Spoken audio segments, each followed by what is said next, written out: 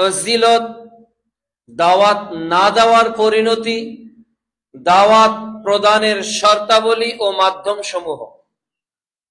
উক্ত শিরোনামে পবিত্র কোরআন ও বিশ্বনবীর মুখমিশ্রিত বাণী থেকে এক দালিলিক আলোচনা উপস্থাপন করার চেষ্টা করব ইনশাআল্লাহুল আজিজ।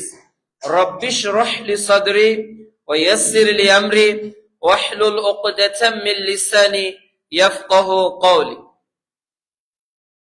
এই পৃথিবীতে আল্লাহ সুবহানাহু ওয়া তাআলা প্রদত্ত যে ওহী, এই ওহীর তাবলীগ বা প্রচার করার স্বার্থেই আজকের এই বেড়া উপজেলা পাবনা জেলা অন্তর্গত এই জামে মসজিদে আমি একা দাঁড়িয়েছি। অনুরূপভাবে এই উপজেলায় যতটি জামে মসজিদ রয়েছে, এই মেম্বারের উপর দাঁড়িয়ে কিছু আলেম ওলামা প্রচার করছে ওহীর বার্তাগুলোকে। ওয়াজ মৌসুমে মানুষ বক্তার নিকট থেকে দিন শেখার উদ্দেশ্যে লক্ষ লক্ষ টাকার আয়োজন করছে। রাত জেগে সুন্দর ঘুমকে পরিত্যাগ করে দিন শিখছে। অনুরূপভাবে এদেশের প্রিন্ট মিডিয়ার মাধ্যমে আমাদের হাতে চলে এসেছে নানান ধরনের বাংলা ভাষায় অনুবাদকৃত বিভিন্ন লেখকদের পুস্তক। ইলেকট্রিক মিডিয়ার সুবাদে বই না কিনলেও বিভিন্ন ওয়েবসাইট গুলো থেকে আমরা ধর্মীয় নানা গ্রন্থ থেকে ইলম সংগ্রহ করার উপায় আজকে বের করতে সক্ষম হয়েছে। কোন ইলম অর্জন, প্রচার, প্রসার, আমল করার কথা আল্লাহ বলছেন, কোন ইলম শেখার কথা মুহাম্মদ সাল্লাল্লাহু আলাইহি ওয়াসাল্লাম আমাদেরকে জানিয়ে দিয়েছেন, কোন তাবলীগ আমাদের করা ফরজ আর কোনটা করা হারাম, কোন তাবলীগ প্রত্যেক মুসলমানদের জন্য জিম্মাদারি দায়িত্ব, আর কোন তাবলীগ আমাদের জীবনে কল্যাণের পরিবর্তে অকল্যাণ বয়ে নিয়ে আসে, এটা জানা প্রত্যেক মুসলমানদের জন্য একান্ত জরুরি। আমি কলমে এমন কোন অক্ষর, এমন কোন শব্দ, এমন কোন বাক্য শরীয়তের নামে মানুষের নিকট পৌঁছে দিব না। আমি ইলেকট্রিক মিডিয়ার মাধ্যমে এমন কোন আলোচনা জাতিকে উপস্থাপন করব না। আমি খুতবা মাহফিলে জাতিকে এমন কিছু শোনাবো না। আমি কোন বৈঠকে মানুষকে এমন কিছু বলবো না যে তাবলীগ স্বয়ং আল্লাহ তার নবীকে করতে বলেন নাই।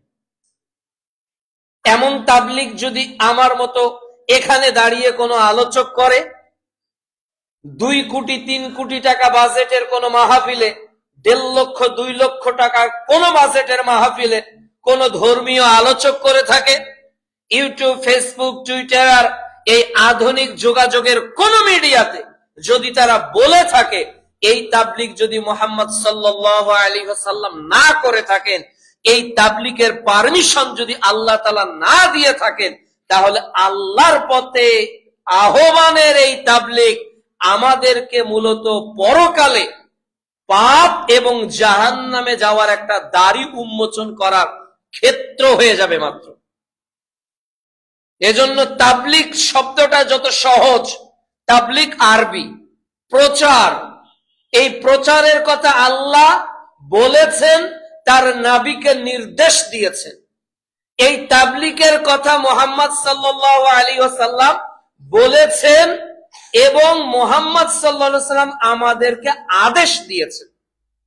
এই তাবলীগই আমরা করছি। এই তাবলীগই আপনি করছেন মনে করে এখানে এসেছেন, এখানকার কিছু আলোচনা শুনে আপনি আর একজনকে বলার সংকল্প নিয়ে মসজিদ থেকে বের হচ্ছেন, কিন্তু এখানে যা শুনছেন তা যদি মুহাম্মদ সাল্লাল্লাহু আলাইহি ওয়াসাল্লামের তাবলীগ না হয়, আর এটাই যদি আপনি প্রচার করেন, তাহলে এই আলোচনা যার শুনেছেন তার তো পরকাল হারাবে, যে তার আলোচনা শুনে প্রচার করছে তারও পরকাল হারাবে। এই জন্য তাবলিগের বিষয়টি অত্যন্ত জটিল ও কঠিন। আমরা যেটাকে এত সহজ মনে করি, এটা অনেক ভারত্বপূর্ণ একটা বিষয়।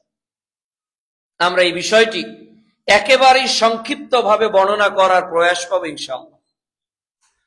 আল্লাহ রাব্বুল আলামিন তাবলিগের গুরুত্ব কিভাবে দিয়েছেন?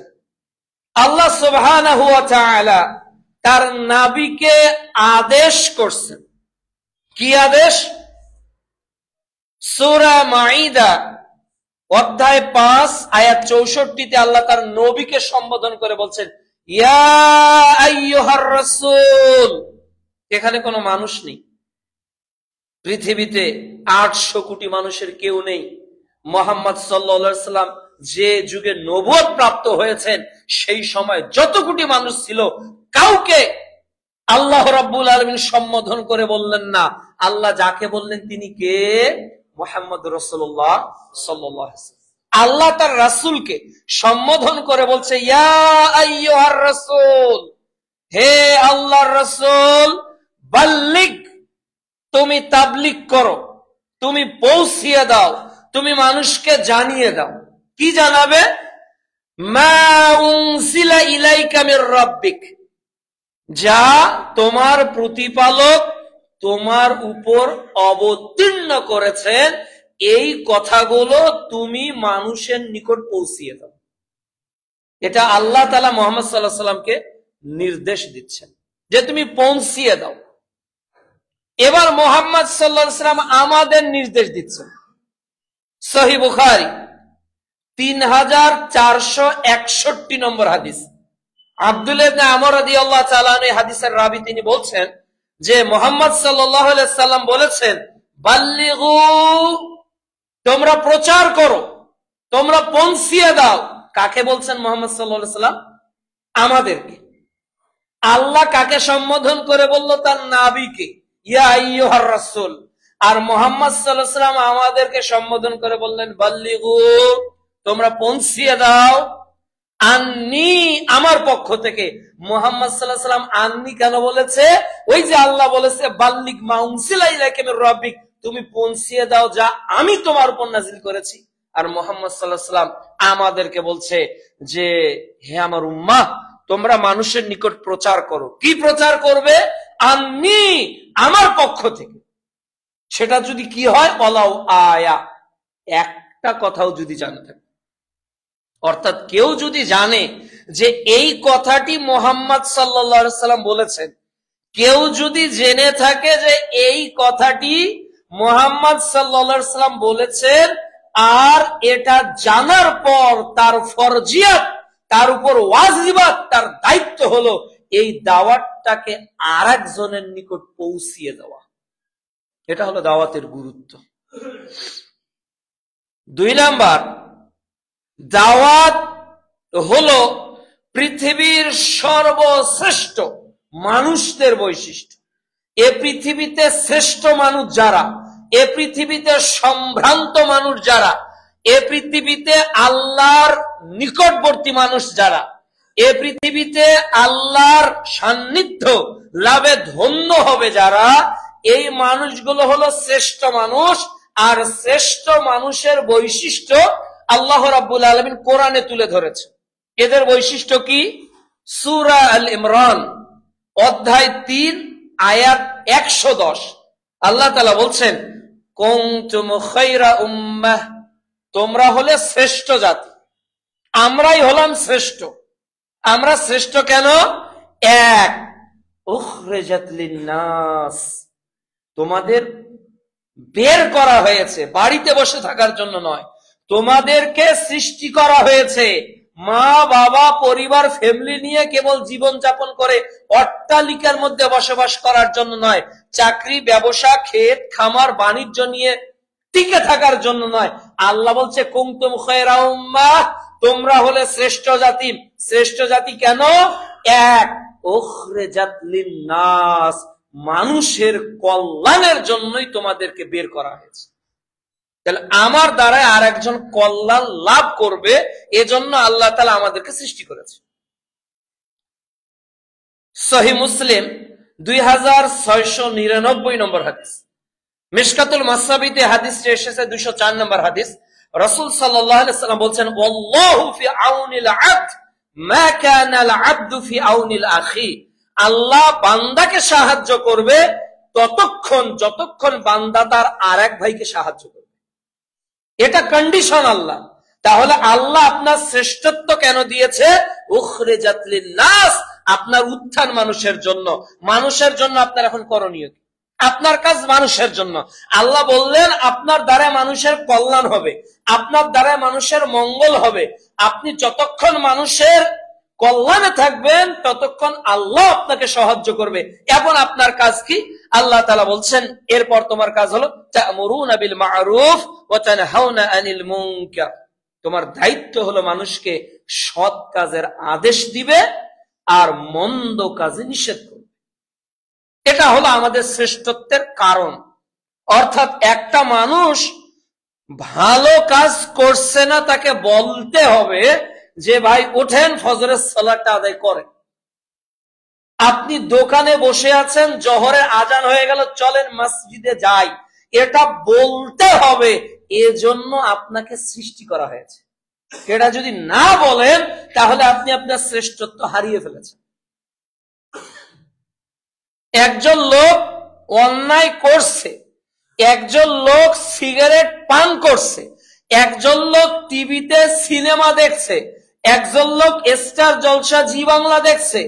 আপনার অধীনস্থ একটা মহিলা বেপরদায় রাস্তাঘাটে ঘোরাঘুরি করছে। এখন আপনি যদি মনে করেন যে আমি মানুষের মধ্যে শ্রেষ্ঠ আল্লাহর নিকট, এখন আপনার দায়িত্ব হলো ওয়াতানহাউনা আনিল মুনকার, তাকে বলা যে বেটি, মা, ভাতিজা, ভাতিজি, বৌমা, তুমি পর্দা করে চলো, তুমি তোমার মাথাটা ঢেকে রাখো, তোমার পিঠটা ঢেকে রাখো, এই অর্ধলঙ্গ হয়ে বাইরে বের হও না।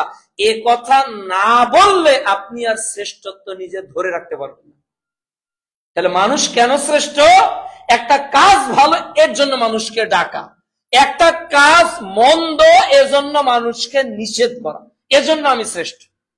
আমি শ্রেষ্ঠ এজন্য নই যে আমি একজন ডাক্তার, আমি শ্রেষ্ঠ এজন্য নই যে আমি একজন এমবিবিএস ডাক্তার, আমি শ্রেষ্ঠ এজন্য নই আমি বুয়েট চুয়েট কুয়েট থেকে একেবারে উন্নত মানের প্রকৌশলী হয়ে পৃথিবীতে কোটি টাকা ইনকাম করছি। আমি এজন্য উত্তম শ্রেষ্ঠ নই যে আমি ইউনিভার্সিটির ফুল লেকচারার প্রফেসর। না, আপনার শ্রেষ্ঠত্বের তিনটা মাধ্যম এই আয়াতে আল্লাহ বলছে।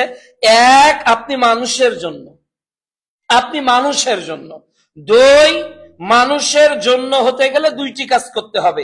এর এক নাম্বার হলো ভালো কাজের আদেশ দিবেন, আর এর দুই নাম্বার হলো মন্দ কাজ দেখলে নিষেধ করবেন। এর জন্য আপনি শ্রেষ্ঠ। তিন নাম্বার, যে আল্লাহ তাআলার দিকে ডাকা, আল্লাহর পথে আহ্বান করার মতো আহ্বান, উত্তম কথা আর পৃথিবীতে কিছুই নেই। পৃথিবীতে বাক্য বলতে যত কিছু আছে, পৃথিবী বলতে শব্দ বলতে যত কিছু আছে, মাকে ডাক দিলে মায়ের মনটা ভরে যায়। আপনি নিজের মেয়েকে আম্মু বলে ডাক দিলে আপনার মেয়ের অন্তরটা ভরে যায়। আপনার কপালে, আপনার ঠোঁটে, আপনার বিভিন্ন জায়গায় আপনার ছোট্ট মেয়েটা চুম্বন করছে, আপনার হৃদয়টা ভরে যায়। পৃথিবীতে মানুষকে খুশি করার জন্য, পৃথিবীতে বসকে খুশি করার জন্য, পৃথিবীতে মানুষকে কনভিন্স করার জন্য বাংলা, ইংরেজি, আরবি, উর্দু, ফার্সি, পৃথিবীতে যত হাজার ভাষা আছে, এই ভাষায় যত মানুষকে যত দিকে আহ্বান করা হয়, সবচেয়ে শ্রেষ্ঠ, সবচেয়ে উত্তম আহ্বান হলো ওই বাক্য, ওই শব্দ, ওই অক্ষর, ওই বর্ণ, যে বর্ণ দিয়ে, যে শব্দ দিয়ে, যে বাক্য বা কালিমা দিয়ে মানুষকে আল্লাহর দিকে মানুষকে ডাকে। এর চেয়ে উত্তম কথাই পৃথিবীতে নেই। পৃথিবীতে এর চেয়ে উত্তম কথাই নেই। সূরা হামিম সেজদা অধ্যায় 41 আয়াত 33, আল্লাহ রাব্বুল আলামিন বলছেন, ওয়ামান আহসানু কওলান মিম্মান দাআ ইলাল্লাহ, ওই ব্যক্তির চেয়ে উত্তম কথাকার, এর অর্থ হলো ওই ব্যক্তির চেয়ে উত্তম কথা আর কারো হতে পারে না। ওই ব্যক্তি কে ব্যক্তি যার কথা উত্তম, ওই ব্যক্তি কে যার বাক্যটা উত্তম, ওই ব্যক্তি কে যে বলছে যেটা সেটা উত্তম। এটা কে উত্তম ঘোষণা দিচ্ছে?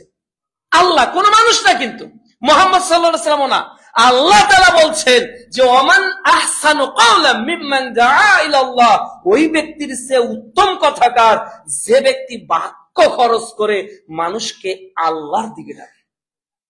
তাহলে পৃথিবীতে যত আহ্বান চলছে, পৃথিবীতে যত ডাকাডাকি চলছে, পৃথিবীতে যত শব্দ চয়ন চলছে, যত বাক্য চয়ন চলছে, এর মধ্যে শ্রেষ্ঠ বক্তব্য, এর মধ্যে শ্রেষ্ঠ বই, এর মধ্যে শ্রেষ্ঠ রচনা, এর মধ্যে শ্রেষ্ঠ সাহিত্য, এর মধ্যে শ্রেষ্ঠ কবিতা, এর মধ্যে শ্রেষ্ঠ উপন্যাস, এর মধ্যে শ্রেষ্ঠ কাব্যগ্রন্থ হলো ওই সকল জিনিস যে সকল জিনিসের মাধ্যমে কার দিকে আহ্বান করা হয়?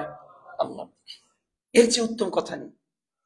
এখন আপনাকে ডিসাইড করতে হবে, আজকে সুবে সাদিক থেকে নিয়ে বর্তমান 12টা যে আপনার 40 বেজে গেল, এই 12:40 ফজরের সালাত নিয়ে এতক্ষণ পর্যন্ত কয়টা উত্তম কথা আপনি বলেছেন?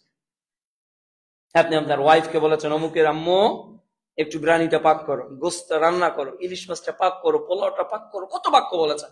আব্বু গোসলটা করো, আম্মু পড়তে বসো, প্রাইভেটে যাও, এই দোকানদার তুমি ঠিকভাবে কাজ করতেছে কিনা। আপনার লোকজন অধীনস্থদের সঙ্গে ফোনে কথা বলেন, দৈনিক ঘুম থেকে উঠে আপনি কত কথা বলেছেন, কত বাক্য আপনার ফেরেশতারা লিখে ফেলেছে। শ্রেষ্ঠ বাক্য হতো, উত্তম বাক্য হতো, দামি কথা হতো, স্বর্ণ অক্ষরে লেখা থাকতো। আরে আল্লাহর কাছে এত দাম পাওয়া যেত ওই বাক্য দ্বারায়, যে বাক্য দ্বারায় স্বয়ং পৃথিবীর কোন মানুষের দিকে নয়, পৃথিবীর কোন বস্তুবাদীর দিকে নয়, পৃথিবীর কোন পেশার দিকে নয়, পৃথিবীর কোন নেতার দিকে নয়, পৃথিবীর কোন সংবিধানের দিকে নয়, পৃথিবীর কোন নেত্রের দিকে নয়। বাক্য তো উত্তম ওটাই যে বাক্য দিয়ে মানুষকে স্বয়ং আল্লাহর দিকে আহ্বান করে। সুবহানাল্লাহ। তাহলে এর গুরুত্ব কত হতে পারে।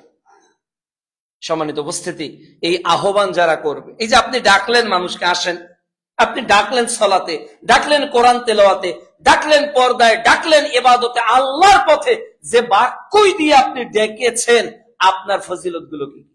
এক, আল্লাহ রাসূল সাল্লাল্লাহু আলাইহি ওয়াসাল্লাম বলছেন, সহিহ মুসলিম 2674 নম্বর হাদিস, যে ব্যক্তি মানুষকে আহ্বান করলো আর তার আহ্বানে যে লোকটা কর্ম সম্পাদন করলো, আপনি ডাকলেন, লোকটা আপনার ডাক শুনে কোরআন তেলাওয়াত করলো, আপনি ডাকলেন, লোকটা আপনার আহ্বানে সালাত আদায় করলো, আপনি ডাকলেন, আপনার ডাকে লোকটা দ্বীনের পথে বের হলো। এই যে আপনি লোকটাকে ডাকলেন, সে দ্বীনের কাজ করতেছে, সে যত কাজ করবে মুহাম্মদ সাল্লাল্লাহু আলাইহি ওয়াসাল্লাম বলেছেন আহ্বানকারীকে সমপরিমাণ নেকি দেওয়া হবে। এর চেয়ে উত্তম ব্যবসার পৃথিবীতে কি হতে পারে? একজনকে কেবল বলেন আসেন জুমার সালাতে যাই, তো ও জুমার সালাতে 12টায় ঢুকে 1:30 পৌনে 2টায় বের হয়েছে, ও যত কাজ সম্পাদন করেছে, ওয়াল্লাহি ও পৌনে 2 ঘন্টা জামে মসজিদের যা কিছু করেছে, ফেরেশতারা যত নেকি লিখেছে সমপরিমাণ নেকি আপনার নামে লিখা হয়েছে।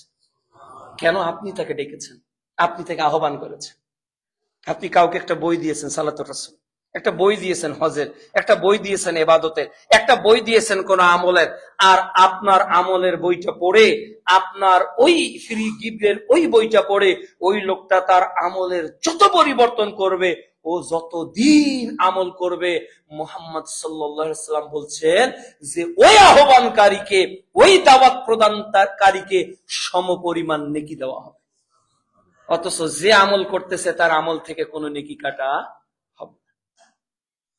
2 নম্বর ফজিলত, রাসূল সাল্লাল্লাহু আলাইহি ওয়াসাল্লাম বলছেন, সহিহ বুখারী 3701 নম্বর হাদিস, আলী রাদিয়াল্লাহু তাআলা আনহু কে রাসূল সাল্লাল্লাহু আলাইহি ওয়াসাল্লাম বলছেন, আলী, তোমার মাধ্যমে যদি আল্লাহ একজনকে হেদায়েত দান করে, সেটা যদি one single person in the world, এই গোটা পৃথিবীর মধ্যে সেটা যদি একজন ব্যক্তিও হয়, কোটি মানুষ না, যদি একজন ব্যক্তিও হয়, আলী তুমি জেনে রাখো, তোমার মাধ্যমে যদি একজন ব্যক্তিকে আল্লাহ দ্বীনের পথে ফেরায়, এটা হবে মক্কায় লাল লুট, আল্লাহ রাস্তায় কোরবানি করলে আল্লাহ ওই বান্দার প্রতি যত খুশি হয়ে যাবে, একজন ব্যক্তি যদি তোমার দ্বারা হেদায়েত প্রাপ্ত হয় তাহলে এটা হবে ওই লালুট কোরবানি আল্লাহর পথে করার চেয়ে উত্তম কাজ। সুবহানাল্লাহ। একজন ব্যক্তি টার্গেট নিয়ে কাজ করবে, যে সপ্তাহে এই লোকটাকে একটা বই দিব, মাসে ওই লোকটাকে একটা দাওয়াত দিব, হোয়াটসঅ্যাপে একটা পিডিএফ বই পাঠিয়ে দেন, পরের মাসে আর একটা পাঠিয়ে দেন, ট্রাই করতেই থাকেন, দেখবেন ওই লোকটা যদি জীবনে পরিবর্তন করতে পারে তাহলে ওর লাইফ পরিবর্তন হওয়া মানে কি, ওর লাইফে যত আমলের পরিবর্তন হবে আপনার জীবনে অটোমেটিক তা আসতে থাকে। 3 নম্বর ফজিলত হলো রাসূল সাল্লাল্লাহু আলাইহি ওয়াসাল্লাম বলছেন, এটি রয়েছে সহিহ বুখারী প্রথম খণ্ড 907 নম্বর হাদিসে, তিনি বলছেন যে ব্যক্তি আল্লাহর পথে চলবে আর এই চলতে গিয়ে পায়ে ধুলো লেগে যাবে, ময়লা লেগে যাবে, যদি এমনটা তার ঘটে থাকে তাহলে আল্লাহ সুবহানাহু ওয়া তাআলা তার এই ধুলাকে আর জাহান্নামের আগুনকে কখনো মিশ্রিত করবেন না। আপনি হেঁটে গেলেন একটা মানুষের বাড়িতে, একটা দাওয়াত দিতে, একটা বই দিতে, একটা আহ্বান করতে, যে লোকটা মসজিদে আসতেছে না, চলেন তো ভাই ফজরের পর লোকটার বাড়িতে যাই। এই যে আপনি গেলেন 5 জন 10 জন লোক, এই যে রাস্তা দিয়ে হাঁটলেন, আপনি ডাকবাংলা রাস্তা, এই রোডের রাস্তা দিয়ে আপনি হাঁটলেন, আপনার পায়ে যে ধুলো লাগলো, আপনার পায়ে যে ময়লা লেগে গেল, এই ময়লাটা কখনো জাহান্নামের ধোয়া, জাহান্নামের আগুন স্পর্শ করবে না, মানে লোকটাকে আল্লাহ জান্নাতে দিয়ে দেবে। এর পরের বর্ণনা আরো সুন্দর, দেখুন সহিহ বুখারীর 2794 নম্বর হাদিস, রাসূল সাল্লাল্লাহু আলাইহি ওয়াসাল্লাম আরো কত সুন্দর কথা বলতেছেন যে লা গুদওয়াতুন ফি সাবিলিল্লাহ আও রাহাতুন, যে ব্যক্তি আল্লাহর পথে একটা সকালের একটা কিয়দাংশ, সকালের একটা অংশ, হতে পারে 10 মিনিট, হতে পারে 20 মিনিট, হতে পারে আধা ঘন্টা, হতে পারে 1 ঘন্টা, অথবা বিকালের একটা সময়, হতে পারে 10 মিনিট, হতে পারে 20 মিনিট, হতে পারে আধা ঘন্টা, যে ব্যক্তি সকালে অথবা সন্ধ্যায় আল্লাহর পথে কিছু সময় ব্যয় করে, রাসূল সাল্লাল্লাহু আলাইহি ওয়াসাল্লাম বলছেন খায়রুম মিনাদ দুনিয়া ওয়া মা ফিহা, এই সময়টার নেকি, এই সময়টার দাম, এই সময়টার মর্যাদা আল্লাহর নিকট কত বেশি, এই আসমান এবং জমিন এর মাঝে যত সম্পদ আছে, এই সম্পদকে বিক্রি করলে যত মূল্য হবে, আল্লাহর পথে কেউ যদি একটা সন্ধ্যা, একটু সময়, অথবা একটা সকালের একটু সময় অতিবাহিত করতে পারে, তার আমল নামায় তত নেকি লিখা হবে। সুবহানাল্লাহ। এটা আপনাকে কি দিয়ে বোঝানো সম্ভব? 1000 টাকা সারা দিনে পাবেন, 8 ঘন্টা ডিউটি করেন, 8 ঘন্টা। বিদেশে যারা থাকে একেবারেই 3 লক্ষ 4 লক্ষ টাকা মাসিক ইনকাম করে, এর জন্য 10-12 ঘন্টা ডিউটি করতেছে। 10 লক্ষ টাকার কি দাম হতে পারে? এই বাংলাদেশকে বিক্রি করলে কত টাকা হতে পারে? এই এশিয়া মহাদেশকে টাকার অঙ্কে মাপলে কত টাকা হতে পারে? এই পৃথিবীর ভূগর্ভে যত সম্পদ আছে এটাকে টাকার অঙ্কে পরিমাপ করলে কত টাকা হতে পারে? মুহাম্মদ সাল্লাল্লাহু আলাইহি ওয়াসাল্লাম বলছেন, আল্লাহর পথে সকালের একটা অংশ অথবা সন্ধ্যার একটা অংশ যদি আপনি ব্যয় করেন, দুনিয়ার মাঝে যত সম্পদ আছে এই সম্পদের চেয়ে উত্তম কাজ হলো ওই সময়টা। সুবহানাল্লাহ। এজন্য আল্লাহকে সময় দেন, দিনের কাজ করেন, এটা আপনার জন্য প্রয়োজন। যদি না করেন, মনে করলেন যে আমি এই যে গুরুত্ব নির্দেশ, এবার ফজিলত, এবার আপনি করলেন না করলে কি শুধু নেকি থেকে বঞ্চিত হবেন?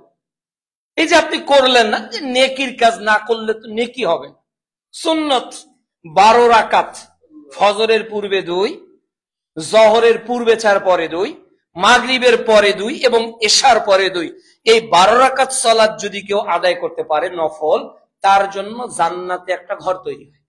এটা মুহাম্মদ সাল্লাল্লাহু আলাইহি ওয়াসাল্লাম বলেছেন। আবার কেউ যদি 14 রাকাত পড়ে, ফজরে 2, জহরের পূর্বে 4 পরে 4, মাগরিবের পরে 2, এশার পরে 2, এ নিয়ে 14 রাকাত যদি পড়ে, তার জন্য জাহান্নামের আগুনকে হারাম করা হয়। তো কেউ যদি না পড়ে তাহলে এই ফজিলত থেকে সে বঞ্চিত হয়ে গেল, তাই নয় কি? আবার সহিহ বুখারীর একটা হাদিস আছে, যে ব্যক্তি নফল সিয়াম পালন করে, মামিন আবদিন ইয়াসুম ইয়াওমান ফি সাবিলিল্লাহ, যে ব্যক্তি আল্লাহর জন্য নফল সিয়াম পালন করে, বাদাল্লাহু ওয়াজহাহু আন নারি সাবঈনা খরিফা, আল্লাহ তার থেকে জাহান্নামকে 70 বছর দূরে ঠেলে দেয়। কেউ যদি নফল সিয়াম আদায় না করে তাহলে সে নেকি থেকে বঞ্চিত হয়ে যাবে। কিন্তু দাওয়াতের কাজে যে নেকি গুলো বর্ণনা করলাম, এখন মনে করতেছেন আমার এই নেকির প্রয়োজন নেই, সালাত সিয়াম হজ যাকাত যা করেছি এগুলো হলেই যথেষ্ট, এই নেকি না হলেও হবে। বিষয়টা এমন কিনা। এবার আমরা জানবো 3 নাম্বার ভাগে যে দাওয়াতের কাজ না করলে কি হবে। দাওয়াতের কাজ আপনি করলেন না, আপনি মনে করলেন আমার সালাত, আমার কোরআন তেলাওয়াত, আমার তাহাজ্জুদ, আমার সোম বৃহস্পতি, আমার 13, 14, 15, আমার রমাদান, আমার হজ, আমার যাকাত, শুধু আমার যেগুলো ইবাদত আপনি আপনারটা করলেন, আপনার কি হবে? দেখুন আল্লাহ তাআলা কি বলছেন। 1 নাম্বার পরিণতি, আল্লাহ তাআলা বলছেন উদউ ইলা রাব্বিকা, তুমি মানুষকে আল্লাহর দিকে ডাকো। আল্লাহ তাআলা তার নবীকে বলছে উদউ ইলা রাব্বিকা, হে মুহাম্মদ সাল্লাল্লাহু আলাইহি ওয়াসাল্লাম তুমি ডাকো মানুষকে আল্লাহর দিকে। ওয়ালা তাকুনান্না মিনাল মুশরিকিন, আর মুশরিকদের অন্তর্গত হইও না। যারা মুশরিক তাদের মধ্যে ঢুকো না, যারা মুশরিক তাদের অন্তর্ভুক্ত হইও না। একই আয়াত সালাতের ক্ষেত্রে আল্লাহ তাআলা বলেছে, আল্লাহ বলেছে তুমি সালাত আদায় করো, ওয়ালা তাকুনান্না মিনাল মুশরিকিন, আর মুশরিকদের অন্তর্ভুক্ত হইও না। তাহলে এই আয়াতে আপনি সালাতের ক্ষেত্রে কি বোঝেন? যে সালাত ছেড়ে দিল সে মুশরিক। কেন? হাদিস আছে মান তারাকা সালাতা ফাকাদ আশরাকা, ইবনে মাজার 1080 নম্বর হাদিস, যে সালাত ছেড়ে দিল সে মুশরিক, সে শিরিক করলো। তাহলে যে দাওয়াতের কাজ ছেড়ে দিল সেও মুশরিক, সেও মুশরিক। কেন? সে দাওয়াতের কাজ ছেড়ে দিয়েছে, ওটা কার হুকুম ছিল? আল্লাহর হুকুম ছিল। সে আল্লাহর হুকুম অমান্য করেছে, পালন করেনি, সেও উদ্ধত, সেও সীমা লঙ্ঘন করে। 1 নাম্বার পরিণতি। 2 নাম্বার পরিণতি, সূরা আসর 103 নাম্বার অধ্যায়ের 1 থেকে 3 নাম্বার আয়াত, আল্লাহ তাআলা বলছেন সময়ের কসম মানুষ ক্ষতিগ্রস্ত, সবাই ক্ষতিগ্রস্ত। ইন্নাল ইনসান, নিশ্চয়ই মানুষ, লা অবশ্যই, ফি খুসর, ক্ষতির মধ্যে নিমজ্জিত। আল্লাহ বলছেন নিশ্চয়ই মানুষ অবশ্যই ক্ষতিগ্রস্ত, ইল্লা, ছাড়া, মানে এই 4 প্রকার লোক ক্ষতিগ্রস্ত নয়। 4 প্রকার কে? ইল্লাল্লাযিনা আমানু, ঈমান এনেছে, ওয়া আমিলুস সলিহাত, সৎ কাজ করেছে, ওয়া তাওয়াসাউ বিল হক, আর পরস্পরকে হকের উপদেশ দিয়েছে। এই যে আপনি এবার ক্ষতিগ্রস্ত। 1 নাম্বার আপনি মুশরিক, আপনি শিরকের অন্তর্গত। এবার 2 নাম্বার আপনি ক্ষতিগ্রস্ত। যে ব্যক্তি ক্ষতিগ্রস্ত সে পরকালে জান্নাতি না জাহান্নামী? যে ব্যক্তি ক্ষতিগ্রস্ত সে পরকালে সফলকাম নাকি বিপদগ্রস্ত? যে ক্ষতিগ্রস্ত সে আল্লাহর রহমত প্রাপ্ত না লায়নত প্রাপ্ত? তাহলে আল্লাহ তাআলা এবার বলছেন যে ক্ষতিগ্রস্ত তারা নয় যারা ঈমান আনে, আমলে সলেহ করে, আর পরস্পরকে হকের উপদেশ দেয়, হকের দাওয়াত দেয়।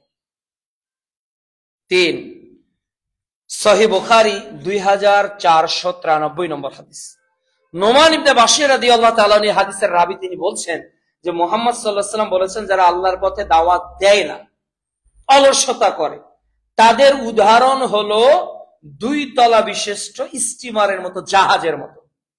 2 তলা বিশিষ্ট জাহাজের মতো। নিচতলার মানুষ পানির প্রয়োজনে উপর তলায় উঠেছে, আর উপর তলার লোক বিরক্ত বোধ করেছে।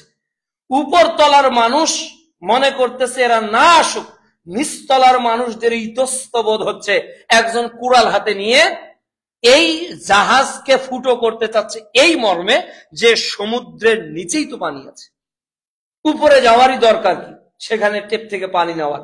একজন হাতে কুঠার নিল, আঘাত করবে, উপর তলার মানুষ যদি তাকে বাধা না দেয় তাহলে ফুটো হয়ে এই স্টিমার, এই জাহাজে পানি ঢুকলে নিচের তলার লোকরাই ক্ষতিগ্রস্ত হবে নাকি উপর তলার লোক হবে? উপর তলার লোক হবে। মুহাম্মদ সাল্লাল্লাহু আলাইহি ওয়াসাল্লাম বলছেন যারা দাওয়াতের কাজ করবে না, আযাব যখন আসবে তখন বেনামাজির সঙ্গে নামাজিও ধ্বংস হয়ে যাবে, উভয়ই ধ্বংস হয়ে যাবে। তাহলে এই পরপর 3টা, 2টা কোরআনের আয়াত, একটা আল্লাহ বললেন তুমি মুশরিক হইও না, দাওয়াতের কাজ করো, মুশরিক হইও না, মানে না করলেই পরেরটা হবে। না, এটা কন্ডিশন, একটা না হলে পরেরটা হয়ে যাবে, অটো হয়ে যাবে। 2 নম্বর, রাসূল সাল্লাল্লাহু আলাইহি ওয়াসাল্লাম আল্লাহ তাআলা বললেন যে ক্ষতিগ্রস্ত ওরা। আর 3 নাম্বার, জাহাজের নিচতলা ফুটো হলে উপরতলা তাহাজ্জুদওয়ালা মুসল্লি, এরপর সায়েম, হাজি, গাজী যারাই থাক, যদি নিচতলার লোকদের বাধা না দেয়, উপরতলার যা হবে নিচতলার যা হবে উপরতলা তাই হবে, সেম কন্ডিশন বোথ। 4 নাম্বার, এই হাদিসটা আরো কঠিন, আরো কঠিন। তিরমিজি 2169 নম্বর হাদিস। হুযায়ফা রাদিয়াল্লাহু তাআলা আনহু বলছেন, রাসূল সাল্লাল্লাহু আলাইহি ওয়াসাল্লাম বলেছেন, ওয়াল্লাযী নাফসি বিয়াদিহি, আল্লাহর কসম করে বলছি যার হাতে আমার প্রাণ, মুহাম্মদ সাল্লাল্লাহু আলাইহি ওয়াসাল্লাম তার কসম করে বলছেন, অবশ্যই তোমরা মানুষকে নির্দেশ দিবে সৎ কাজের, অবশ্যই তোমরা মানুষকে নিষেধ করবে মন্দ কাজের, নইলে আল্লাহ তোমাদের উপর আযাব প্রেরণ করবেন, তোমাদের উপর আযাব অবতীর্ণ করবেন। তোমরা দোয়া করবে, তোমরা আল্লাহর দাসত্ব করতে চাইবে, কিন্তু তোমাদের দোয়াকে আর কবুল আল্লাহ করবেন না। তাহলে দোয়া মানে ইবাদত, এই ইবাদত কবুল হবে না। তাহলে বুঝলাম দাওয়াতের কাজ না করলে নেকি থেকে তো বঞ্চিত হব, বরং ক্ষতিগ্রস্তদের সর্বোচ্চ চূড়ায় চলে যাব, সর্বোচ্চ চূড়ায়। কি কি ক্ষতি হবে? আমার মধ্যে মুশরিকি অন্তর্ভুক্ত হয়ে যাবে। সূরা কাসাস অধ্যায় 28 আয়াত 87।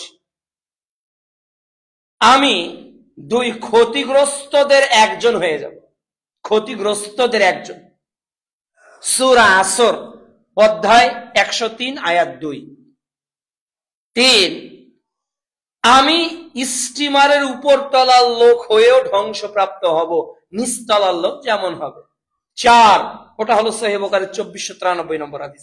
আর 4, যারা দাওয়াতের কাজ করবে না তাদের দোয়াই কবুল হবে না। তো আমরা আল্লাহর কাছে সালাত আদায় করি কিসের জন্য? গুনাহ মাফের জন্য। তো দোয়া আল্লাহ কবুল করবেন না।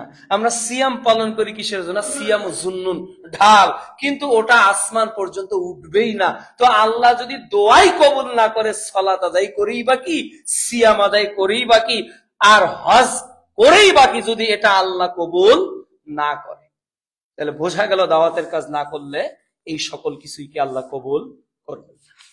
এবার ইসলামে তাবলীগ স্বরূপ 3টি ভাগ আমাদের আলোচনা শেষ।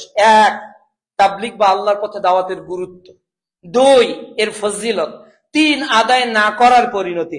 এখন বুঝলাম না, ছেড়ে দিতে চেয়েছিলাম না, শুরুই করি, যাক শুরু করতে হবে। এখন শুরু করার পূর্বে আপনার 4 নম্বর অংশ শর্ত কি?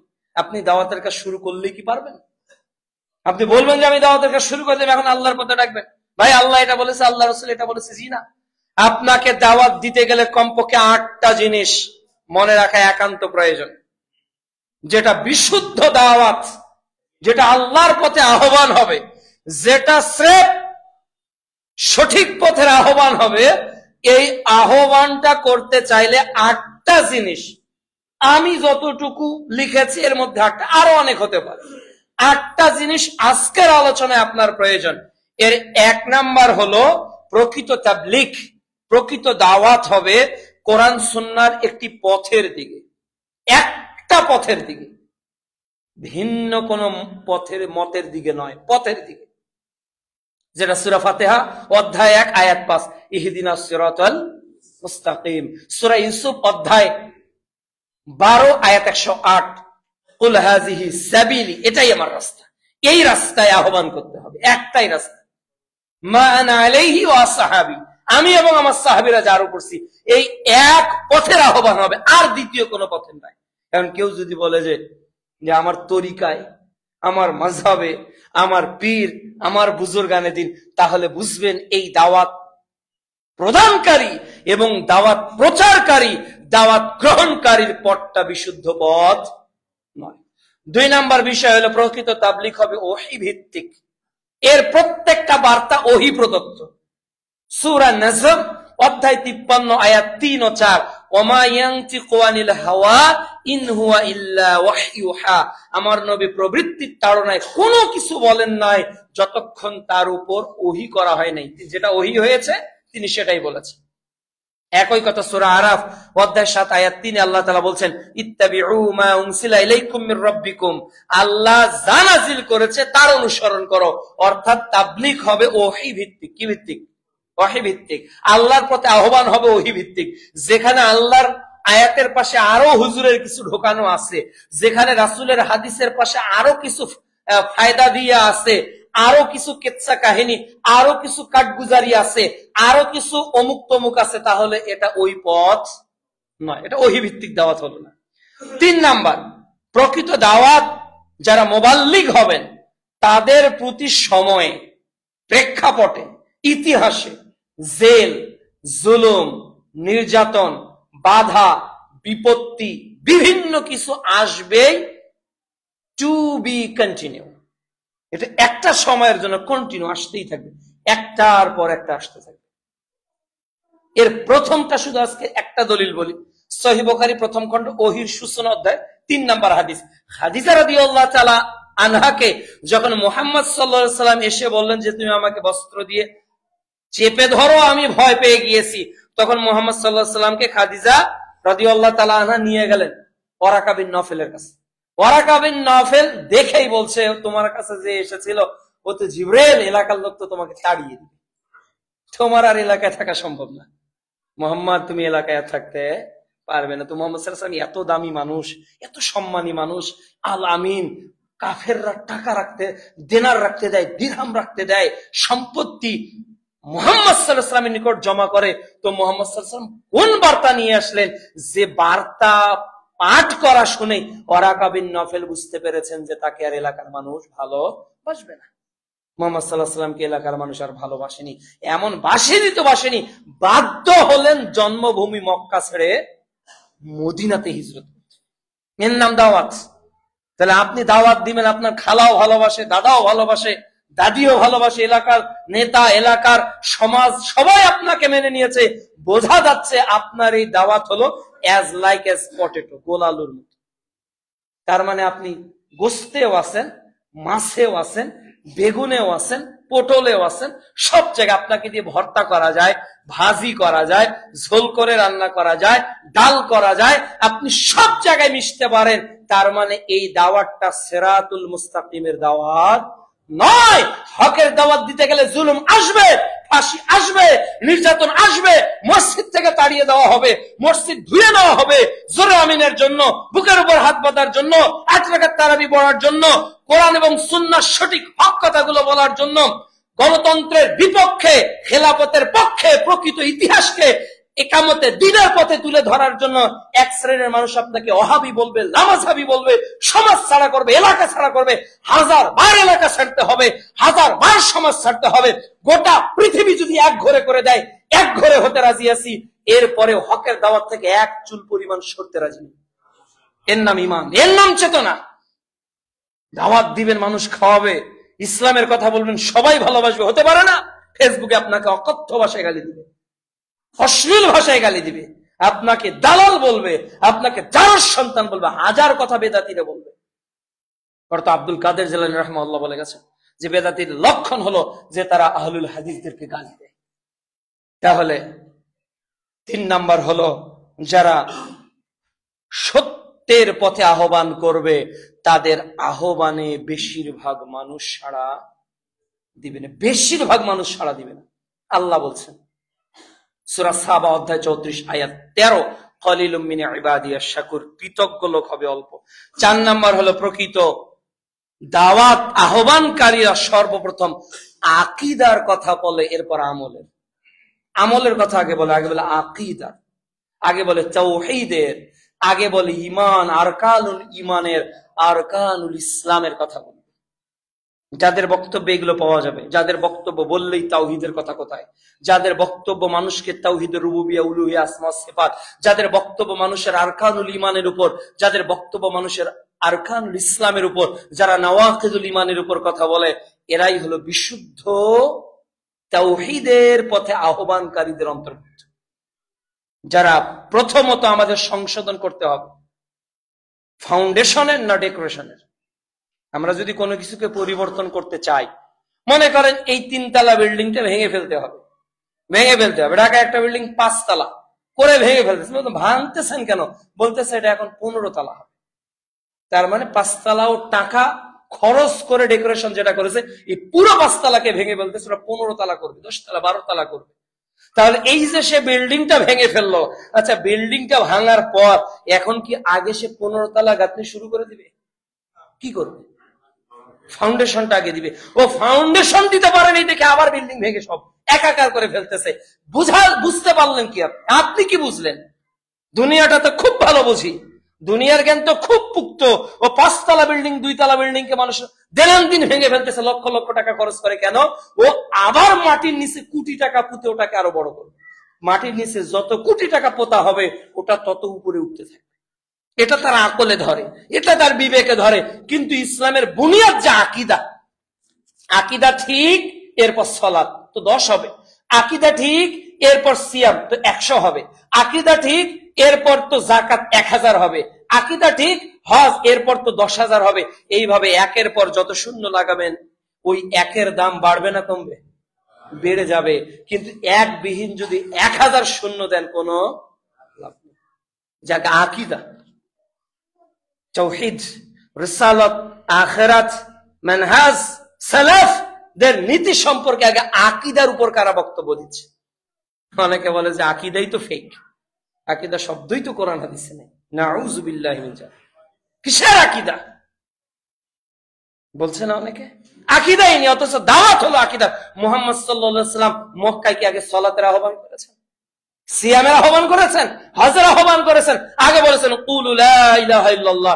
এই লা ইলাহা ইল্লাল্লাহর মধ্যে মূর্তি ভাঙার কথা আছে, এই লা ইলাহা ইল্লাল্লাহর মধ্যে গণতন্ত্রের বিরুদ্ধে কথা আছে, এই লা ইলাহা ইল্লাল্লাহর মধ্যে সেকুলারিজমের বিরুদ্ধে কথা আছে, এই লা ইলাহা ইল্লাল্লাহর মধ্যে কমিউনিজমের বিরুদ্ধে কথা আছে, এই লা ইলাহা ইল্লাল্লাহর মধ্যে সমাজের বাপ দাতার রজম রেওয়াজ নীতির সবার বিরুদ্ধে কথা হলো লা ইলাহা। এই দাওয়াত হলো আকিদার দাওয়াত। দীর্ঘ 13 বছর দাওয়াত দিয়েছেন। এরপর তো মদিনাতে গিয়ে হজ, মদিনাতে গিয়ে সিয়াম, মদিনাতে গিয়ে জাকাতের তো পরে। আগে ভিত্তি হলো ইমানের, ইসলামের, এরপর ভিন্ন কিছু। কবরের প্রথম প্রশ্ন কি? আকিদার উপর না? রবের পরিচয় আকিদার উপর, ইসলামের পরিচয় আকিদার উপর। মুহাম্মদ সাল্লাল্লাহু আলাইহি ওয়াসাল্লাম কবরে কিন্তু আমল সম্পর্কে কোনো প্রশ্ন আছে? মান রব্বুকা, আকিদা। দিনুকা, তোমার দিন কি? কোনটাকে দিন মনে করেছো? যাকে পাঠানো হয়েছে তিনি কে? কার আদর্শ ভালো লেগেছিল তোমার কাছে? সবটাই আকিদা। এখানে কিন্তু তুমি সালাত পড়েছো কিনা, তুমি দাড়ি রেখেছো কিনা, তুমি সিয়াম পালন করেছো কিনা, তুমি ভাত খেয়েছো না গোস্ত খেয়েছো না বিরিয়ানি খেয়েছো, তুমি তাহাজ্জুদ কয় রাতে পড়েছো, তুমি নফল সিয়াম কত রাকাতে পড়েছো, জিনা কবর, এগুলো প্রশ্নে কবরের প্রথম প্রশ্ন আকিদা। এইজন্য আকিদা আগে মজবুত। রাসূল সাল্লাল্লাহু আলাইহি ওয়াসাল্লাম একটাই কথা বলেছেন, মানে মাতা, যে ব্যক্তি মারা গেল লা ইশরিক বিল্লাহি শাইয়্যা, সে শিরক করেনি, তার মধ্যে ছিল না, এমন অবস্থায় মারা গেছে, দাখালাল জান্নাহ, ওই ব্যক্তি আল্লাহর জান্নাতে চলে যাবে। বিচারের মাঠে কারো যদি তাওহীদ ঠিক থাকে, আর যদি আসমান জমিন পরিমাণ পাপ নিয়ে হাজির হয়, আল্লাহ আসমান জমিন পরিমাণ মাগফিরাত নিয়ে হাজির হয়ে তাকে ক্ষমা করে জান্নাতে। আল্লাহ তাওহীদকে এত ভালোবাসে, আল্লাহ তাওহীদবাদী বান্দাদের এত মহব্বত করে। আর আগে আমরা ফাজাইল নিয়ে, আগে আমরা আমল নিয়ে ব্যস্ত, আকীদার কোনো খোঁজ খবর নাই। কাজে প্রকৃত তাওহীদের দাওয়াত হবে, প্রকৃত তাবলীগ আহ্বান আল্লাহর সর্বপ্রথম কিসের দিকে? আকীদার দিকে, এরপর আমল। 5 নাম্বার, প্রকৃত তাওহীদ পন্থী, প্রকৃত আহ্বান আল্লাহর দিকে হবে মধ্যমপন্থী ভাবে, না খারিজি না মুরজিয়া, চরমপন্থীও না আবার শৈথিল্যবাদীও না। একদল বলতেছে কাবিরা গুনাহ তো আপনি জাহান্নামে চলে গেছেন, আর একদল বলতেছে জিনা করলেও আপনার ঈমান হলো আবু বকরের ঈমানের মতো ঈমান। নাউযুবিল্লাহ, কালেমা পড়েছেন তো জান্নাতে প্রবেশ করছে। এই দুই ঈমানই বাতিল। ঈমান হবে মধ্যমপন্থী। কাবিরা গুনাহগার পূর্ণাঙ্গ কাবিরা গুনাহ পার কাফেরও না, যারা কাবিরা গুনাহ করে তারা কিন্তু কাফের নয়, তারা ফাসিক, তারা ফাসিক, তারা পাপিষ্ঠ, তাদেরকে ইসলাম থেকে বের করা যাবে না। একটা বট গাছ, একটা নারিকেল গাছ যদি ঝড়ে নারিকেলের মাথাটা ভেঙে পড়ে যায়, শুধু গাছটা যদি থাকে, এরপর ওটা কি? নারিকেল গাছ, তাই না? ঈমান যদি ঠিক থাকে, আকীদা যদি ঠিক থাকে, তাহলে আমল একটু 19-20 করেছে, বলছে এ অমুক এ জাহান্নামী, একজন দিচ্ছে জাহান্নামী ঠিকাদারি নিয়েছে, এ জাহান্নামী ও জাহান্নামী বলছে। আর একদল মুরজিয়া, সব করা যাবে, গাজাও টানা যাবে, আবার সালাতও পড়া যাবে। কলব পরিষ্কার হলে সবকিছু চলবে। এই মুরজি আকিদা এবং খারিজি আকিদা পরিত্যাগ করে মধ্যমপন্থী আকিদার পথে কিন্তু তাবলিগ, এটা 5 নম্বর শর্ত। 6 নম্বর হলো প্রকৃত আহ্বান হবে দলিল ভিত্তিক, দাবি ভিত্তিক নয়। আহ্বান হবে কি ভিত্তিক? দলিল ভিত্তিক, দাবি। এই জায়গাটা আমার না, এই এভিডেন্সটা এই জায়গা, এই জায়গাটা আমার না, এভিডেন্সটা এই জায়গা, এই জায়গাটা আমার না, এভিডেন্সটাই এই জায়গার কথা বলবে। এটা আমার নাকি আপনার? কে কথা বলবে? দলিল কথা বলবে। কাজে আমার তাবলিগ যতটুকু করব, যে পরিমাণ করব, আমি মানুষকে যতটুকু আহ্বান করব, যে পরিমাণ আহ্বান করব, এটা দাবির আহ্বান নয়, এটা যুক্তির আহ্বান নয়, এটা বাপদাদার আহ্বান নয়, এটা বেশি ভাই মানুষের আহ্বান নয়, এটা আলেম ওলামার আহ্বান নয়, এটা হলো স্রেফ দলিলের আহ্বান। এর দাগ নাম্বার, খতিয়ান, আরএস, সিএস, কওলা, পরসা, ঢাকঢাকি কি লেখা আছে, যা লেখা আছে ওইটাই রায়, যা লেখা আছে ওইটাই চূড়ান্ত। যালিকাল কিতাব লা রাইবা ফি, এটা এমন একটা কিতাব এখানে সন্দেহ করার কোনো সুযোগ নাই। আর পুরোটার হেফাজতকারী কে? আল্লাহ। সূরা হিজর অধ্যায় 15 আয়াত 9 আল্লাহ তাআলা বলছে। এরপর 7 নাম্বার হলো প্রকৃত দাওয়াত হবে জানা ইসলাম প্রচার করা, অজানা ইসলাম নয়। যেটা যতটুকু জানেন, আল্লাহ তাআলা বলছে সূরা মুহাম্মদ অধ্যায় 47 আয়াত 19, ফা'লাম, আগে জানো। সহিহ বুখারীতে একটা বাব আছে, আল ইলমু ক্বাবলা আল কওলি ওয়াল আমালি, কথা বলা ও আমলের আগে জ্ঞান। তাহলে যতটুকু বলবো, যতটুকু আমল করব, যতটুকু মানুষকে আহ্বান করব, সবার আগে কাকে জানতে হবে? যে আহ্বান করছে তাকে জানতে হবে। Clear concept. আমি যে মানুষকে এই কথাটাই বলবো, আমি কি আদৌ এই বিষয়ে জানি, নাকি একজনের কাছ থেকে শুনে বলতেছি? কাফা বিল মারই কাযিবান আই ইউহাদ্দিসু বিকুল্লি মা সামি'a, একজন ব্যক্তি মিথ্যুক, এটার জন্য এতটুকুই যথেষ্ট। মানুষ যা বলে ওটাই বলে আরেকজনকে বলে দেয়। ওই যে অমুকের কাছ থেকে শুনেছি, ওই বক্তব্যে দেখেছি, ওই ফেসবুকে শুনেছি, ওই ইউটিউবে শুনেছি। ইউটিউব ফেসবুক দলিল না। যতটুকু প্রচার করব অ্যাজ এ পার্সন হিসেবে, এতটুকুর দায়িত্বশীলতার সঙ্গে প্রচার করতে হবে। বলবেন না, যখন ধরলে বলবে না ভাই এটা এভিডেন্স করে, ভাই দাঁড়ান হুজুরকে ফোন দিই। জি না, তাহলে আপনি দাওয়াত দিলেন কেন? তাহলে হুজুরকে দাওয়াত দিতে বলেন, আপনি দাওয়াত দিলেন কেন? যতটুকুর আহ্বান করবেন এতটুকু দলিল ভিত্তিক হতে হবে, না হলে বিপদে পড়ে যাব। সর্বশেষ আজকের আলোচনায় যে প্রকৃত তাবলিগ মানুষকে সর্বদা শিরিক এবং বেদাতের বিরুদ্ধে সতর্ক করে। কেননা মানুষের আমলকে, মানুষের ইমানকে ধ্বংস করে। সর্বোচ্চ বিধ্বংসী আমল হলো দুইটা, একটা নাম হলো শিরিক, আর একটা নাম হলো বেদাত। শিরিক মানুষের অতীতের নেকিগুলোকে ধ্বংস করে দেয়, সমস্ত নেকিকে ধ্বংস করে দেয়। আর বেদাত মানুষের আগামী দিনের কর্মগুলোকে নিষ্ফল করে দেয়। যা করতেছেন ধ্বংস হচ্ছে বেদাত করার কারণে, নতুন পদ্ধতিতে ইসলামকে মেনে চলার কারণে। আল্লাহ তাআলা জানে এই জাতীয় এই 8টা কথা বললাম। একটা হলো কোরআন সুন্নাহর একটা পথের দিকে আহ্বান, 2 নাম্বার হলো ওহীভিত্তিক, 3 নাম্বার হলো জেল জুলুম নির্যাতনের মেজাজ নিয়ে দাওয়াতের কাজ করতে হবে, 4 নাম্বার হলো আগে আকীদার সংশোধনের আহ্বান করতে হবে, 5 নাম্বার হলো যে মধ্যমপন্থী আহ্বান হতে হবে, এরপর 6 নাম্বার হলো দলিল ভিত্তিক ইসলামের কথা বলতে হবে, 7 নাম্বার হলো যতটুকু জানেন এতটুকু প্রচার করতে হবে, 8 নাম্বার হলো মানুষকে সর্বদা শিরিক এবং বেদাতের বিপক্ষে মানুষকে সতর্ক সাবধান করতে হবে। এরপর আজকের আলোচনার 4 নাম্বার বিষয়ভিত্তিক আলোচনা হলো এই দাওয়াতি কাজের মাধ্যম কি কি। এখন মনে করলাম যে হ্যাঁ, এই 8টি বিষয় আমি মেনে চলবো। আমার দাওয়াত ওহীভিত্তিক হবে, আমার দাওয়াত একটা পথের হবে, আমার দাওয়াত মধ্যমপন্থী হবে, আমার দাওয়াত যেটা নিজে জানি এটার হবে, আমার দাওয়াত মানুষকে শিরক বেদাতের বিরুদ্ধে সতর্কতার কারণে হবে। এটা জানার পর এখন আপনি দাওয়াত দিবেন। দাওয়াতের অনেকগুলো মাধ্যম আছে। সর্বপ্রথম মাধ্যম, 5টা মাধ্যমের কথা বলবো। 1, নিজের আখলাক। আমি দাওয়াতের সবচেয়ে বড় মাধ্যম। আমাকে দেখে মানুষ দাওয়াত খাবে, আমাকে দেখেই মানুষ ইসলামের দিকে উদ্বুদ্ধ হবে। মুহাম্মদ সাল্লাল্লাহু আলাইহি সাল্লামকে দেখে মানুষ আসেনি, চরিত্র দিয়ে তিনি মানুষকে পরিবর্তন করেছেন।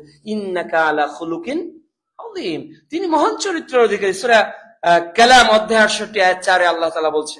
তাই যে উত্তম আচরণ দিয়ে, সহিহ বুখারী কিতাবুত তাহারাতের 220 নম্বর হাদিস, একজন ব্যক্তি মসজিদে নববীতে প্রস্রাব করেছে, মুহাম্মদ সাল্লাল্লাহু আলাইহি ওয়াসাল্লাম অমাইক ব্যবহার করেছেন, লোকটা পরে ইসলাম ধর্ম গ্রহণ করেছে। এটা হলো আচরণ। আপনি নিজে কখনো ওঠেন না ফজরের সালাতে, আপনার ছেলে কি মুসল্লি হবে? ফজরে হবে। আপনি 5 ওয়াক্ত সালাতের মধ্যে 4 ওয়াক্ত বাড়িতে পড়েন, তো আপনার সন্তান তো ঘর কোণে নামাজি হবে, ও মসজিদের এসে মুসল্লি হবে না। আপনি সমানে রাত দিন দাড়ি চেঁচেন, আপনার ছোট্ট সন্তানটা আপনাকে দেখে কি শিখবে? তাহলে আমি হলাম ইসলামের উত্তম নমুনা, আমি হলাম ইসলামের উত্তম নমুনা। কাজে প্রত্যেকেই নিজেকে আদর্শ 3.5 হাত বডিকে দাওয়াতের মাধ্যম বানান। আপনার অ্যাটিটিউড, আপনার বডি ল্যাঙ্গুয়েজ, আপনার বিহেভিয়ার, আপনার মানুষের সঙ্গে কনভারসেশন সবটাই যাতে ইনভাইট করে কিসের দিকে? ইসলামের দিকে। আপনার আচরণের কারণে যাতে মানুষের কিউরিয়াসিটি জাগে, ভাই এই বিষয়টা জানতে চাই, ভাই আপনি এটা কিভাবে করেন, আপনি ফ্যামিলিটার তালিম কিভাবে দিচ্ছেন, তার মধ্যে অর্থাৎ আপনি নিজেই একটা দাওয়াত, আপনি নিজেই একটা দাওয়াত হয়ে যান। এটাই হলো সবচেয়ে বেশি গুরুত্বপূর্ণ। ও আনফুসাকুম, আগে নিজেকে বাঁচান। কাজে নিজেকে বাঁচাতে গেলে নিজেকে আগে পরিবর্তন করতে হবে। 2 নম্বর জবান। এই আল্লাহ মুখ দিয়েছে, এই মুখ দিয়ে মানুষকে ইনভাইট করবেন। আল্লামাহুল বায়ান, দাওয়াতের 2 নম্বর মাধ্যম হলো মুখে বলা। ভাই আসেন সালাতে যাই, ভাই আসেন একটু দাওয়াতের কাজ করি, ভাই আসেন একটা প্রোগ্রাম করি, ভাই আসেন একটা কনফারেন্স করি, ভাই আসেন একটা মাদ্রাসা, একটা প্রতিষ্ঠান তৈরি করি। এই যে ইনভাইট গুলো, এগুলো কি দিয়ে? জবান দিয়ে। এই কথা বলার শক্তি দিয়ে আল্লাহর পথে আমরা দাওয়াত দিতে পারবো। 3 নাম্বার হলো লিখনি। এই বই, আজকে অনেক বাংলাদেশের বড় বড় রাইটার আছে যারা প্রায় 100 বই লিখেছে, কেউ অনুবাদ করেছে, 500-700 বইয়ের সম্পাদকীয় করেছে না?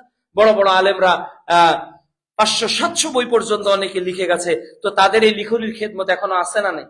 ইমাম বুখারী, ইমাম মুসলিম, ইমাম আবু দাউদ, ইমাম তিরমিজি রাহমাহুল্লাহ, এই যে বড় বড় মুহাদ্দিসগণ লিখনির মাধ্যমে হাদিসগুলো সংকলন করেছেন, তারা কবরে বসে, কারো কবরে শুয়ে, তাদের কবরে যেভাবে আল্লাহ রেখেছে ওইভাবে তারা নেকি পাচ্ছে না? এই যে এটা লিখনির মাধ্যমে দিনের খেদমত, এটা হলো সাদকায়ে জারিয়া, যেটা সহিহ মুসলিম মিশকাতুল মাসাবি 205 4 নম্বর হাদিস। এটা আপনার জন্য সাদকায়ে জারিয়া একটা অন্যতম মাধ্যম হবে যদি আপনি লিখে কিছু করে যান। অথবা আরেকজনের লেখা বই আরেকজনকে দিলেন, আপনি লিখতে পারেন না, কিন্তু 10টা বই এবার রমাজানে মনে করলেন যে এবার 10,000 টাকার বই আমি বিতরণ করবো, আকীদার উপর, সিয়ামের উপর, হজের উপর, জাকাতের উপর, বিভিন্ন বই আপনি নির্বাচন করে বিতরণ করেন। ওই বইটা যতদিন থাকবে মানুষ পড়বে, যে বিতরণ করেছে সে নেকি পাবে ইনশাআল্লাহ। তাহলে এটা হলো 3 নাম্বার। 4 নাম্বার হলো জামাতবদ্ধ দাওয়াত। আল্লাহ তাআলা বলছেন, ইন্নাল্লাহা ইউহিব্বুল্লাযীনা ইউকাতিলুনা ফি সাবিলিহি সাফফান কাআন্নাহুম বুনিয়ানুম মারসুস। আল্লাহ তাদেরকে ভালোবাসে যারা ঐক্যবদ্ধভাবে শিলা প্রাচীরের মতো আল্লাহর পথে সংগ্রাম করে। আপনি একা গান বাজনা বন্ধ করতে গ্রামে পারবেন না, কিন্তু 20 জন যদি মুরব্বী আর 10 জন যুবক যদি গিয়ে বাধা দেন, মানুষ শুনবে না? ইট ইফেক্ট আল জামাআতু রাহমাতুন ওয়াল ফুরকাতু আযাবুন। ঐক্যবদ্ধ তার মধ্যেই রয়েছে রহমত, আর বিচ্ছিন্নতার মধ্যেই রয়েছে লানত, মানে ক্ষতি। এজন্য জামাতবদ্ধ দাওয়াত, একতাবদ্ধ দাওয়াত বেশি ইফেক্টেড, বেশি গুরুত্বপূর্ণ একাকী দাওয়াতের চেয়ে। অবশ্যই নিঃসন্দেহে জামাতবদ্ধ দাওয়াত বেশি ফলপ্রসূ। এই মসজিদটা কি একা পরিচালিত হয়? এর একটা কমিটি আছে, একটা কমিটি আছে। এই কমিটি ছাড়া একাই যদি একজন সেক্রেটারি, ওই সভাপতি, উনি ক্যাশিয়ার, উনি ফ্যান লাগাবে, উনি টাইলস লাগাবে, একাই যদি করতে চায় সম্ভব নয়। এর জন্য কেউ ক্যাশিয়ার, কেউ সভাপতি, কেউ সেক্রেটারি, কেউ আলোচক, কেউ মুয়াজ্জিন, কেউ ইমাম, কেউ এরকম পুরস্কারের কর্মী, বিভিন্ন জন মিলে ঐক্যবদ্ধ একটা মসজিদ পরিচালিত হয়। এমনিতে এত সুন্দর জায়গা আপনি বসে নেই, এটা তো ময়লা পড়েছিল, 1 সপ্তাহে আপনি আসেন নাই, এগুলো কন্টিনিউ দেখার আর একজন ছিলেন নাম জামাত। প্রতিটা জিনিস যেখানে জামাত ওখানে রহমত। সর্বশেষ আজকের আলোচনায় সেটা হলো যে অনলাইন দাওয়াতের একটা সবচেয়ে বড় মাধ্যম কি? অনলাইন। এই অনলাইনের মাধ্যমে মানুষ দূর দূরান্ত থেকে ইসলামের দাওয়াত গুলো গ্রহণ করছে। অনেকে বলছে যে আমি অনেক দূর থেকে দাওয়াত পেয়েছি, আমি দেশের সহিহ আকীদার দাওয়াত পাইনি। পাইছি কোথায়? বাইরে। গতকালকে একজন ইউরোপ থেকে ফোন দিয়েছে, গ্রিসে, উনি কঠোর মাযহাবী, ওখানে গিয়ে আলহামদুলিল্লাহ অনলাইনের মাধ্যমে তিনি সালাফি হয়ে গেছেন। এই যে মানুষের পরিবর্তন হচ্ছে। ডক্টর জাকির নায়েকের আলোচনা শুনে বাংলা ভাষা, ইংরেজিতে অনুবাদ করে, বিভিন্ন ভাষায় অনুবাদ হওয়ার কারণে হাজার হাজার লক্ষ লক্ষ মানুষকে দিনের ইনভাইট পাচ্ছে না? কুড়ে ঘরে ঢুকে যাচ্ছে, রাজপ্রাসাদে ঢুকে যাচ্ছে, নাস্তিক ওর ছেলে আস্তিক হয়ে বের হয়ে যাচ্ছে। কিসের কারণে?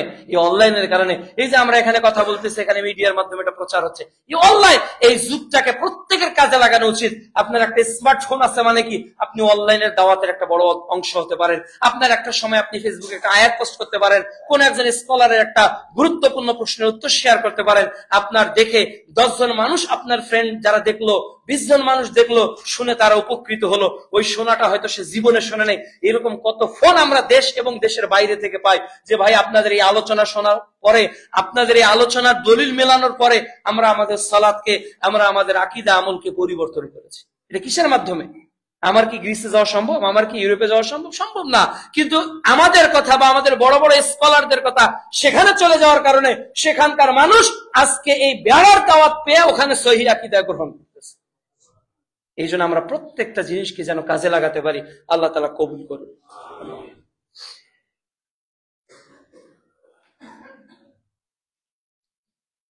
আলহামদুলিল্লাহি ওয়াহদাহু